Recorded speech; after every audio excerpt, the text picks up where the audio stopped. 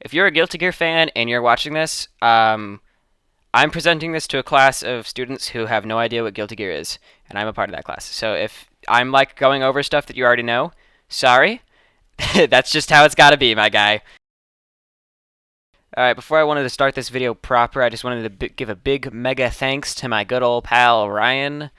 Really big help, friend from my old school. He's great. He helped film the background footage for me. And also, thank you, big ol' thanks to my really awesome cool teacher for giving me this opportunity to make this.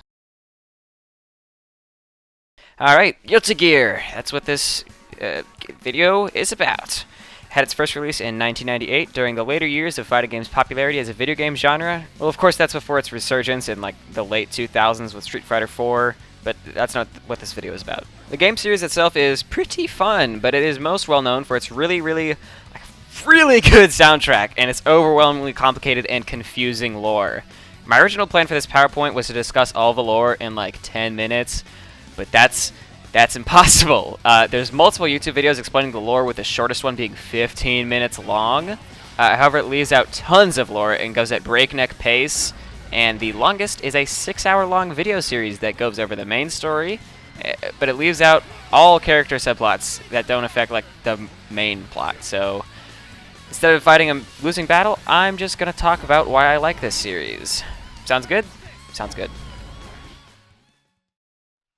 Alright, so I'm going to start off with the aspect that drew me into the series, the music, which is really good. It's so good that it often overshadows the game itself and is some people's only experiences of the games, which was how I was until I knew that this game was a game and not just a collection of music.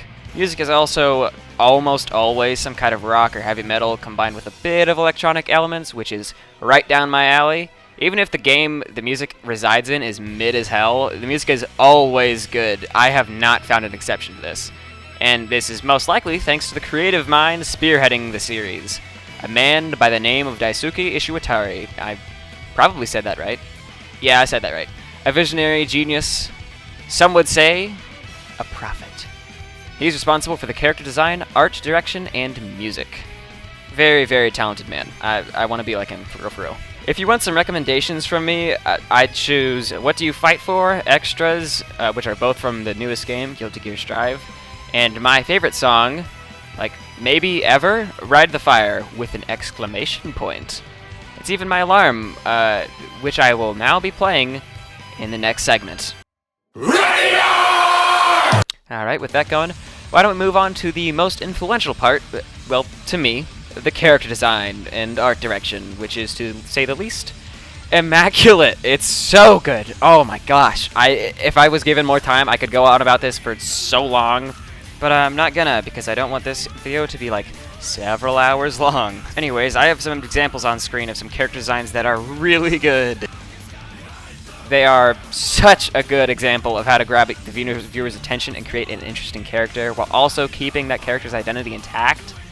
As an example, Kai Kisuke, or Kisk, I don't know. You see the white and blue uniform showing his holiness or whatever, and how much of a stuck-up nerd he is. Not a huge fan of Kai, we'll get to that later.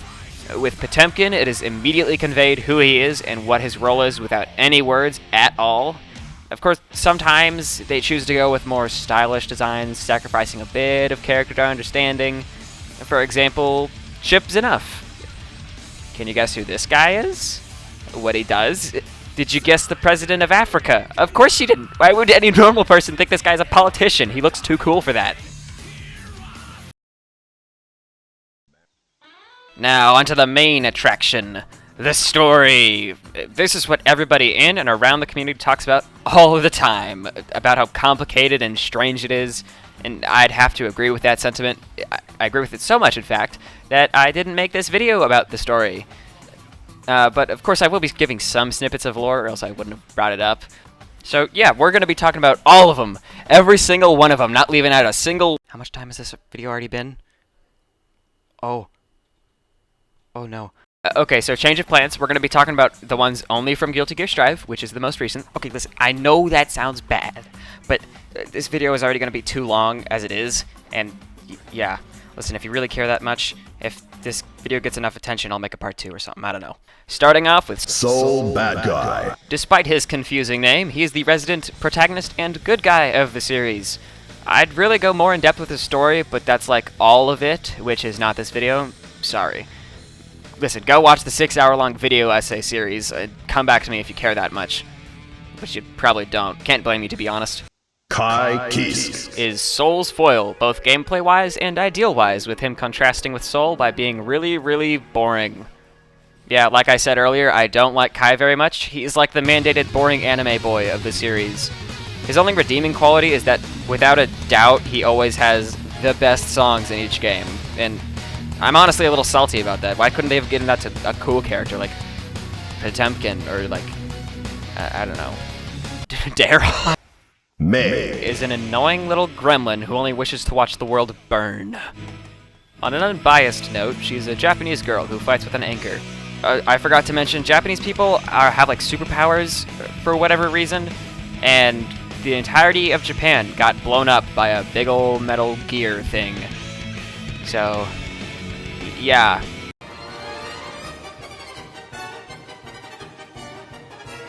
Axel Low. Was a British guy who can time travel. I honestly forget why he can time travel, and I don't really care enough to go look at it. Also, it's funnier if I don't. He's Soul's best friend, which is pretty cool and surprising, because Soul's kind of a meanie. But, you know, he's still British, so F tier. Potemkin Is really cool and awesome, and I like him. He's a former slave who broke out of his chains with the help of a Waluigi-looking guy, and now assists in the running of an entire nation. Which, by the way, is India. All of it. In the sky, on a giant airship. Yep. Guilty Gear moment! Leo Whitefang Is the third king of Illyria, which is like the UN if it was cool and awesome.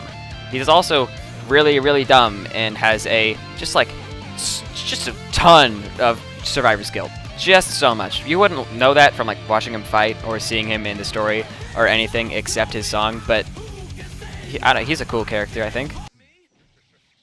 Zato 1 And Melia Rage. going forward, I might talk about two characters in the same like spiel, and that's usually because either their stories intertwine so much, like these two, or they're so similar to each other, it'd be weird if I didn't talk about them in the same breath.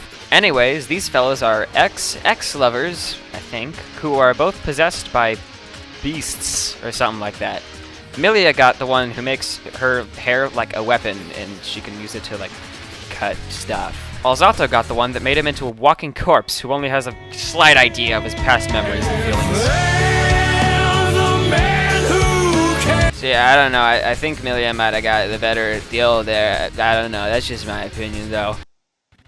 Giovanna And Gold Lewis Dickinson. Are both government agents who work for the United States of America, or like the remnants of it after the apocalypse. Giovanna fights with like a green dog ghost thing, and Gold Lewis Dickinson fights with a coffin with an alien in it. Don't question it, this is just Guilty Gear. There's like way weirder stuff coming up, I promise. Okay, so Eno. it was a little hard to talk about without explaining the entire plot, but she's like a guitarist, witch, wizard thing. She's really cool, and she has like a past love with Axel Low. There's something in there with like the time travel and them two connecting. I don't really know what it is, but they're connected in a way. And also, she has another personality trait, but I'm presenting this for school, and I can't talk about that personality trait at school. Chip Zana. Hey, remember this guy? Yeah, there's like way more to his story. I'll give you some time to guess what happens. Just kidding. You'll never guess what happened, because he was a drug dealer turned addict who got reformed by a wandering ninja who then got assassinated. So in his master's honor, Chip vowed to, like, I don't know, protect himself and make him president of Africa or something. I think.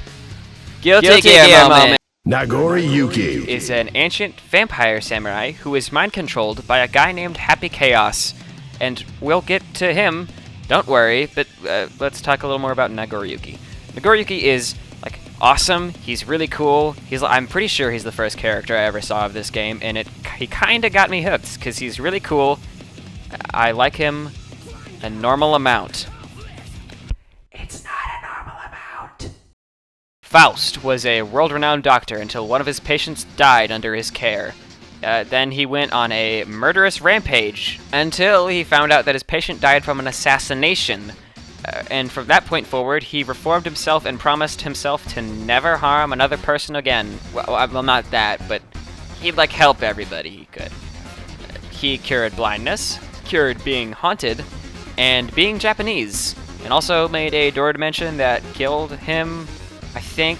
It's really vague. It's weird. Next up is Efelt and Ramlethal Valentine. sisters who are daughters of the Sanctus Maximus Populi. Weird name, I know. They both became good. Elfelt, because I think she was just always good, pretty sure. And Ramlethal because she ate a burger and was like, I don't actually want to destroy humanity as much anymore. And like, yeah, that's so real, girl. Me too. Angie Mito. Is another Japanese guy who is really in love with this girl named Baiken. The only reason he's strong is because he stole a piece of the Outrage that was made by Soul Bad Guy.